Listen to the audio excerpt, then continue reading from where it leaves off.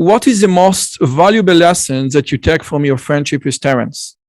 Well, I don't know that there was a single lesson. Terrence represented a kind of freedom of mind and inquiry and imagination. And it was really about the power of imagination, but not random imagination, but controlled by wonderful gift of language and poetic speech, and an integration of psychedelic experience with imagination, the way we see the world, giving a much expanded view of the mind and the nature of the mind and the nature of reality. What this showed also was that when we explore consciousness from within, as we can through psychedelic experiences and through meditation and through many other experiences, then we find that it's much more than just our own brains and our own mental activity. We seem to be in contact with many other forms of consciousness beyond the human level.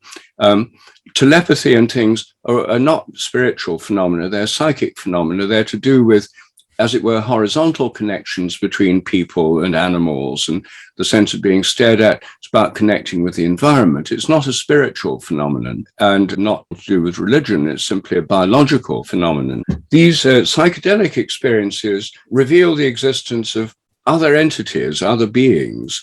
Now, all religions have accepted this for a long time. Even very monotheistic religions like Judaism and Islam have hosts of angels and other kinds of spirit beings. And of course, Hinduism has devas and countless beings. And so I think what Terrence and his work did was to open up the scope of our thinking.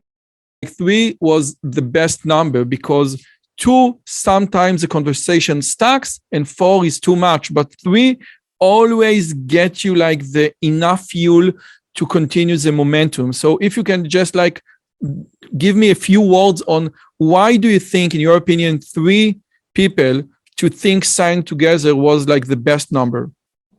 Well, you summarized it quite well, actually, Roy. I mean, we did experiments ourselves, not necessarily intentionally, but sometimes it was just me and Terrence, sometimes it's just me and Ralph, sometimes just Ralph and Terrence. And we found that these conversations, though interesting, never worked as well as when there were the 3 of us. However, Ralph's a mathematician, as you know, so he was very keen on the numerical principle of 3. And when Terrence so sadly died in the year 2000, Ralph and I, based on the idea of 3's the magic number, tried to find a replacement for Terrence in our trialogues. We tried all sorts of people. We tried trialogues with a whole range of men and women that we thought might be suitable. And none of them worked as well as with Terrence. So I have to say that 3ness in a dialogue, in a trialogue, is important. And I've found this in other contexts too. But these particular ones, their extraordinary quality depended very much on Terrence and his freedom of mind, his wit, his humor, his ability to speak in a kind of bardic. He came from Irish and Welsh ancestry, and it was a kind of bardic gift, the ability for the speech, magical speech, just to flow through him. It was just amazing. So that was very definitely a part of it as well. May God save his soul. And again, trialogues are more important and more useful than dialogue, special in scientific inquiry.